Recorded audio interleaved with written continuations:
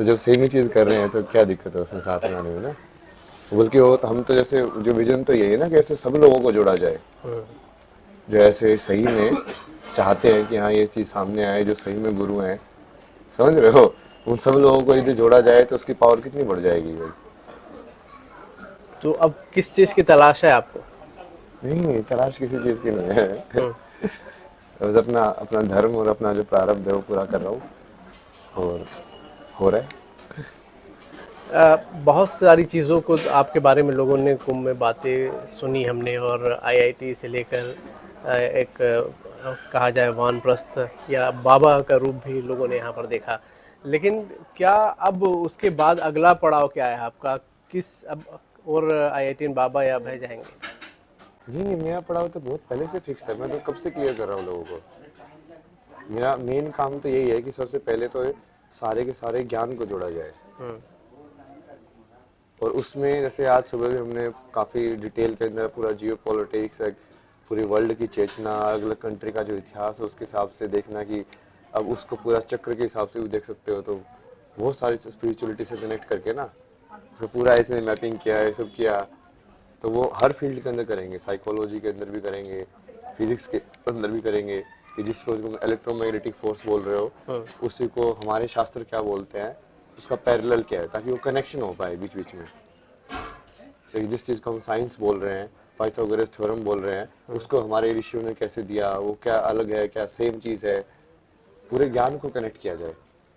क्योंकि ज्ञान को यदि कनेक्ट कर दिया तो ये जो नॉइज जो हो रही है ना ऊपर से जो नकली वाली है वो हट जाएगी। तो क्या आने वाले समय में पब्लिक के साथ भी कोई कनेक्शन आपका होगा, कुछ इंटरेक्शन होगा, कैसे? हम वो प्लान कर रहे हैं, जैसे यंगस्टर वगैरह उनके साथ मान लो कॉलेज वगैरह के अंदर किसी पर्टिकुलर टॉपिक के ऊपर कुछ डिस्कशन होगा। अभी तो मैं वही सोच रहा हूँ कि पहले तो लाइक लंबे लंबे कुछ तो इस टाइप के ना 2-2.5 घंटे के हम्म। लाइक एक ऐसे कैप्सूल्स ऑफ नॉलेज बनाए जाए, जिसमें एक टॉपिक को पकड़ के हम्म। पूरा, जैसे उनसे बात की थी ना, पूरा ऐसे व्हाइट बोर्ड लेके हम्म। या उसके फील्ड का कोई एक्सपर्ट होगा उसके साथ बैठ के एक एक चीज़ को डिस्कस किया जाए कि अच्छा इस चीज़ को आप ऐसे बोल रहे हो, इस चीज़ का अध्यात्म में ये बोलते हैं, इस चीज़ का आप ऐसे बोल रहे हो, इस चीज़ को ये बोलते हैं, बिल्कुल क्लैरिटी के साथ। तो डिजिटल मीडिया का सहारा इसके लिए आप लेंगे, मतलब कुछ ऐसा चैनल अपना यूट्यूब जैसा कुछ बनाकर? मतलब प्रैक्टिकल में इतना नहीं सोचा ना, वो विजन है, मतलब अब वो जैसे थोड़ा डिटेल डिटेल होता जा रहा है हम्म। टाइम के साथ ही, वो अपना भी हो जाएगा, वो कैसे होना है वो महादेव डिसाइड करते हैं। कुंभ में जब आपसे बातचीत हुई, बहुत से लोगों ने आपस में आपके बारे में सुना, पूरी दुनिया ने सुना, पर बहुत से लोगों ने सवाल भी उठाए आप पर कि अफीम गांजा जैसे बहुत सारी बातें आई। उसको कैसे देखते हैं आप? मैं तो सब करता हूँ ना, मुझे देखने देखने का कुछ नहीं है। हम्म। मैं तो सबको साधना के वो मानता हूँ। अब भगवान शिव यदि जहर पी सकते हैं तो वो लोग बोलते हैं ना कि तुम भी पियो, मैं ठीक है ना, मैं पी लूंगा ना, मैं लाओ। और यदि सही में तुम हो भक्त तो तुम कोई भी चीज़ करने से क्यों हिचकिचाओगे जो उन्होंने किए। लाओ जहर, लाओ जहर भी पी लेंगे। परिवार में लौटने का, जैसे आपके माता पिता से, माँ से मुलाकात हुई, काफ़ी भावुक पल था, आप भी भावुक हुए क्या?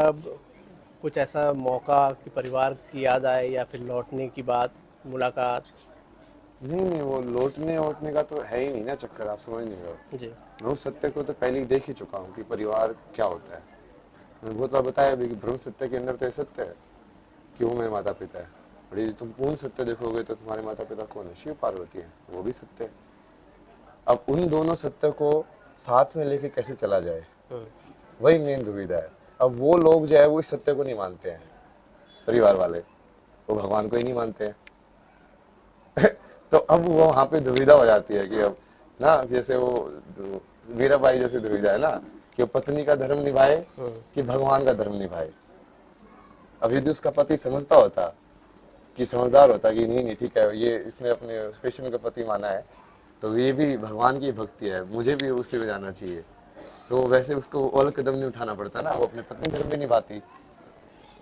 बट वो होने नहीं दिया ना, तो वो कहीं ना कहीं अब ठीक है, वो महादेव वही देख रहे हैं कि कहानी में कैसे लगी जाए, बीच का कोई रास्ता निकलेगा या नहीं निकलेगा। नहीं निकलेगा तो भी ठीक है, निकलेगा तो भी ठीक है। बहुत सारे यूथ भी आपको देख रहे हैं लगातार, और बहुत सारी पढ़ाई आपने की, उसके बाद जॉब भी की, उसके बाद फिर आप भगवा आपका ये रंग, उनको लिए क्या लगता है? यूथ को कुछ कहना चाहेंगे कि आप बहुत सारी चीज़ों से गुजरे, आपका कहना था बहुत सी चीज़ों की तलाश आपकी यहाँ पर आकर ख़त्म हुई। ऐसे यूथ को, आज की यूथ को कुछ कहेंगे? नहीं नहीं, आज के यूथ को तो वही कह रहे हैं ना अभी, धीरे धीरे। जैसे मैं तो अपनी लाइफ के अंदर ही बोलता ही रहता हूँ कि अभी ये जो पूरा जो ज्ञान है, जो तुम समझना चाहते हो, सब चीज़ें समझाऊंगा ना मैं। सारी चीज़ें पढ़ाऊंगा तुमको, फिजिक्स केमिस्ट्री से लेके, जैसे अभी जियो पॉलिटिक्स शो शुरू करेंगे, और वहाँ से पूरा हर एक कंट्री का जो इतिहास है, उनकी जो चेतना है, वहाँ से जाके फिर एक एक के अंदर डेप्थ में जाएंगे। लाइक ऊपर से शुरू करके बड़ी पिक्चर से, फिर उसको zoom in zoom in zoom in zoom in zoom in करके, और फिर हर एक लेवल के ऊपर, जैसे अब वर्ल्ड से स्टार्ट किया, फिर अब कंट्री पे जाओगे, फिर कंट्री के अंदर जो सिविलाइजेशन सिस्टम्स होते हैं, कॉन्स्टिट्यूशन क्या है, किसने कैसे लिखा। और जैसे कॉन्स्टिट्यूशन के अंदर जो फंडामेंटल राइट लिखा हुआ है, उसका मतलब क्या है, कैसे उनको समझ में आया कि ये फंडामेंटल है। क्योंकि फंडामेंटल चीज़ तो उसी को समझ में आ सकती है ना जिसको पूर्ण ज्ञान हो, है ना, कि ये फंडामेंटल तरीके से ये चीज़ राइट है। जो वो इक्विवेलेंस नहीं है क्या, वो बुद्ध ने जो बोला, फोर नोबल ट्रुथ्स, उन्होंने भी वही बोला, बट उन्होंने वो ज्ञान के साथ बोला। यहाँ पे जो है थोड़ा अलग तरीके से वो पढ़ाई वढ़ाई करके बोला जा रहा है।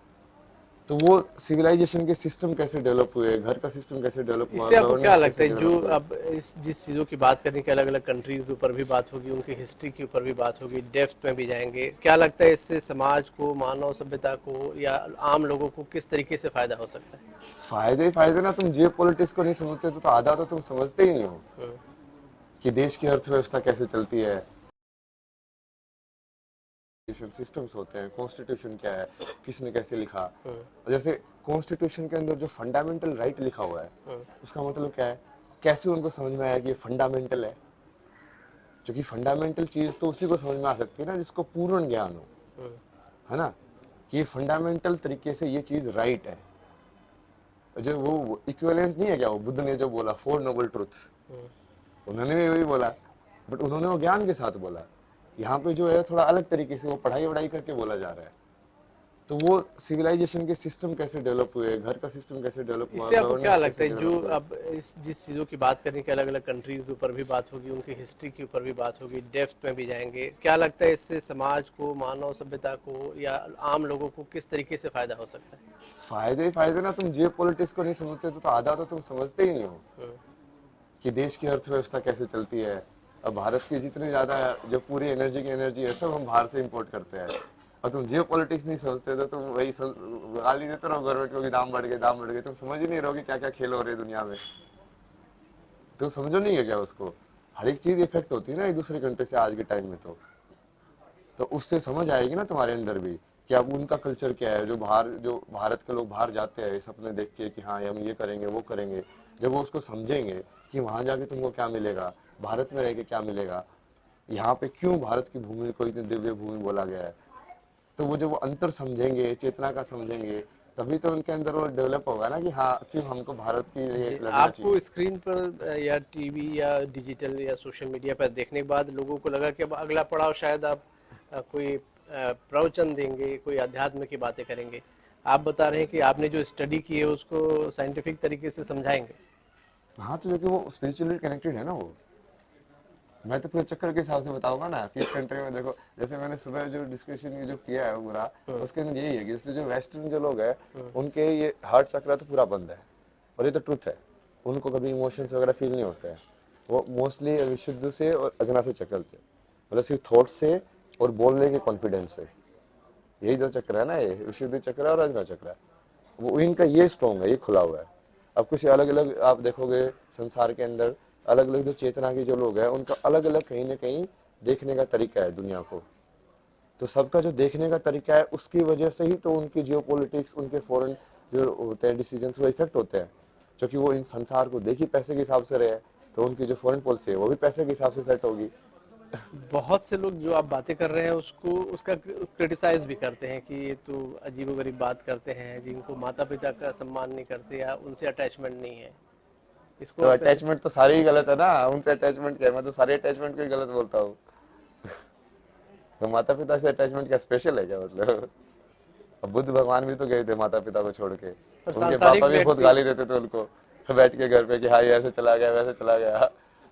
सांसारिक व्यक्ति तो रखता है सांसारिक व्यक्ति रखता है मतलब।